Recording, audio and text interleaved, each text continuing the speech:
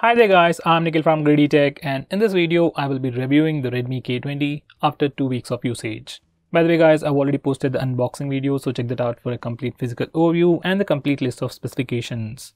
In India, this phone starts at 22,000 rupees for 6GB of RAM and 64GB of storage. For the same 6GB of RAM and 128GB of storage. It's available in 3 colors, Flame Red, Glacier Blue and Carbon Black. And we have the Flame Red color with us right now. Now let's first talk about the K series itself. According to Redmi, K stands for alphas and it is supposed to be the best of the best.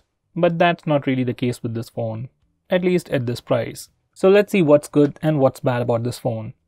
I'll start off with the design and build.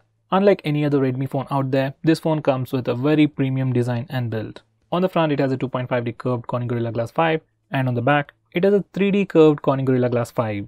It also has this Aura Prime design. If you get the red or blue colors, it's cool, but it's also very flashy. Like with any other phone with a glass build, it's slippery, it's a fingerprint magnet, and it's super reflective. So you might end up using it with a case all the time if you're worried about dropping it and breaking it. Now inside the box we get this free hard bumper case, and it's pretty bad. Once again, it looks pretty cool and give you some additional grip, but that's it. But once again, it doesn't offer you any kind of additional protection. It doesn't even have a raised lid for the camera or the display. So in terms of protection, it is pretty bad. Now coming back to the phone, this phone has a thickness of 8.8 mm and weighs 191 grams. In hand, it fits pretty comfortably because of the 3D curve and it doesn't feel that heavy or thick. Weight distribution isn't that good. But after using this phone for about a week, I got used to it. Now the buttons have a nice clicky feel to them. I wish they were slightly more elevated, but they're still usable. So overall, in terms of design and build, it's pretty good, nothing bad or wrong about it. This one comes with all the basic sensors, you get everything, but it is missing the iconic infrared blaster at the top, which I really love to use. So that's definitely a disappointment for me. Now Redmi also boasts about LED notification light at the top inside that pop-up camera, and it's completely useless. If you have a LED notification light on the front, it's visible most of the time. But if you put it at the top, it's completely useless and it's not visible most of the time. So it's as good as not having it at all. Now about that pop-up camera, every time it opens up, you get this fancy looking LED light, which definitely looks pretty cool. You can also hear an annoying motor sound along with a custom tune. From settings, you can disable the LED light and the tune, but you can always hear the motor sound, popping up and popping down. And it can get quite annoying sometimes.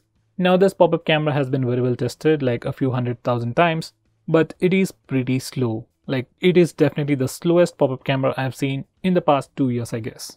Anyway, this phone also supports face unlock feature, but unlike other phones, you have to swipe up the lock screen for it to work. And as I've said, pop-up camera is pretty slow, so even face unlock is pretty slow. It probably takes like a second or two to unlock the phone. Now another major highlight of this phone would be that in-display fingerprint scanner, and it is pretty fast. Now it is definitely not as fast as the OnePlus 7 Pro or the Oppo Reno 10X Zoom or even the Realme X, but it is still pretty fast and pretty usable. In terms of accuracy, it misses sometimes, but overall, as I've said, it is usable. Now the next thing we should talk about would be the haptic feedback. Just like all the Redmi phones, haptic feedback on this phone is also pretty bad. It's usable, but for a phone that costs about 22,000 rupees, it's pretty bad. Now this phone also has support for dual SIM with dual 4G and dual VoLTE. It also supports native video calling. I've used this phone with Jio and Airtel networks in Hyderabad and I didn't have any issues with signal reception or call quality. Now the biggest drawback to this phone in the hardware department would be the lack of a SD card slot. Yes, this phone doesn't have a dedicated SD card slot or hybrid SD card slot. So if you want more storage, you have to get the bigger variant. And I think that's the major drawback for this phone. Now this phone sports a 6.39-inch Horizon AMOLED display with Full HD Plus resolution, with pretty small bezels all around, giving it 91.9% screen to body ratio. It's also protected by a 2.5D curved Corning Gorilla Glass for protection.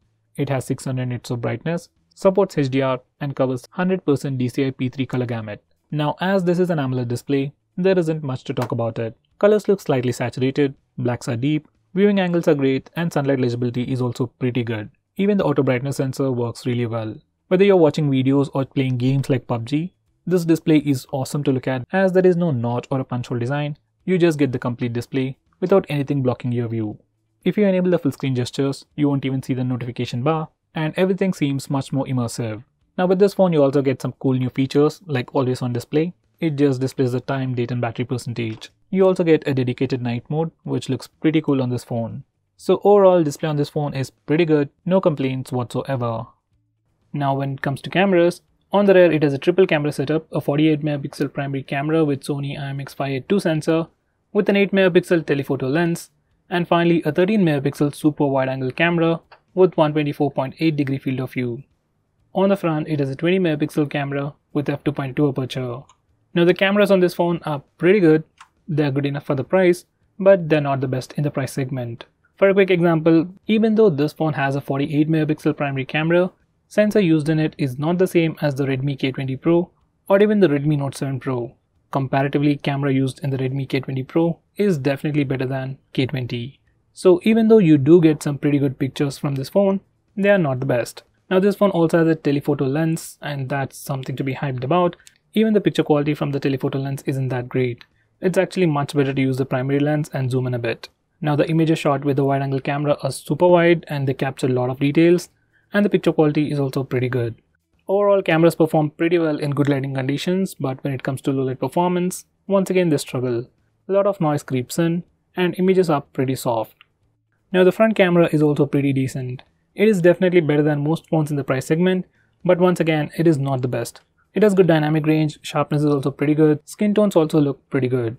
Now this phone obviously supports portrait mode, but for the first time, we can also change the amount of background blur effect we want before taking a picture, for both the rear camera portrait shots and even for portrait selfies. So this is definitely a new feature. Edge detection and exposure control are all pretty good. Now when it comes to video recording, this phone has support for 4K video recording and it also offers electronic image stabilization. Footage looks pretty decent. So guys, overall cameras on this phone are pretty good. They're good enough for the price, kinda, but not the best in the price segment. By the way, this phone also has support for Camera 2 API, so if you can install Google Camera application, then you can take way better pictures on this phone. Now when it comes to performance, things get kinda boring. This phone sports a Qualcomm Snapdragon 730 processor with Adreno 618 GPU, and this is supposed to be the third most powerful processor right after Snapdragon 855 and 845. These are the Antutu and Geekbench scores. Now just like these scores, performance on this phone is pretty good as to be expected.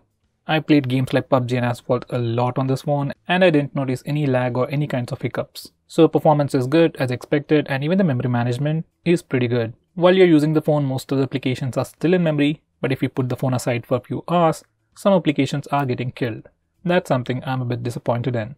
Now there are no heating issues either. Even after playing games continuously for say like 20 to 30 minutes, especially games like PUBG and Asphalt 9, phone gets warm, but that's it. It doesn't get very warm. So overall performance on this phone is pretty good, but not that great. Like Qualcomm said, this is the third most powerful processor out there on Qualcomm, but in my usage, the overall performance or the responsiveness can't be compared with phones like say OnePlus 7, 7 Pro, or even the OnePlus 6, 6T, or even the Poco F1.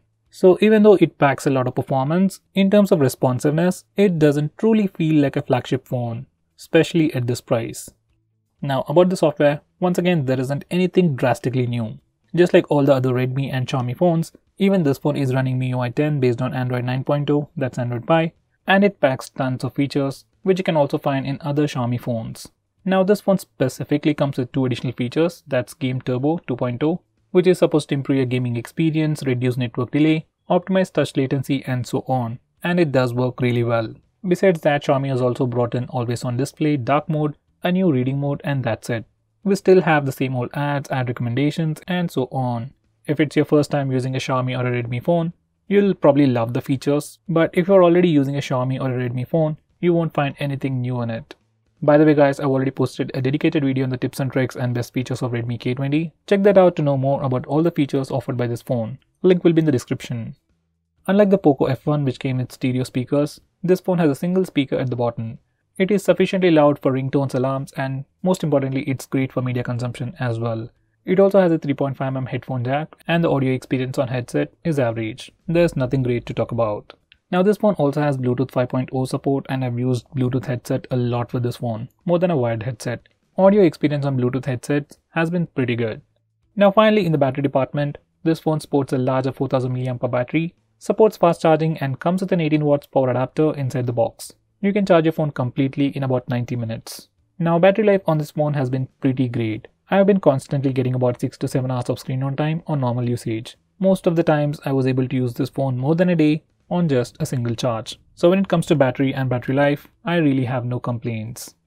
So guys, to conclude, Redmi K20, just like any other phone, has its own pros and cons. Now the biggest downsides for this phone would be the pricing and the lack of a dedicated SD card slot. Rest of the things can be managed. If this phone was priced about 18,000 rupees, it would have been a great value and a killer deal, but at 22,000 rupees, that too for just 64 GB of storage, is not worth it. So guys, if you want my suggestion, I'll suggest you to either get the Realme X or increase your budget and get the Redmi K20 Pro itself. So guys, what do you think about this phone? Do let me know by commenting below this video, and if you're planning to buy this phone, use the link in the description, it always helps the channel. If you have any questions or want us to make any specific video, tweet out to us with the hashtag AskGreedyTech on Twitter and we will try to make it as soon as possible. I am Nikhil from GreedyTech signing off. Have a nice day.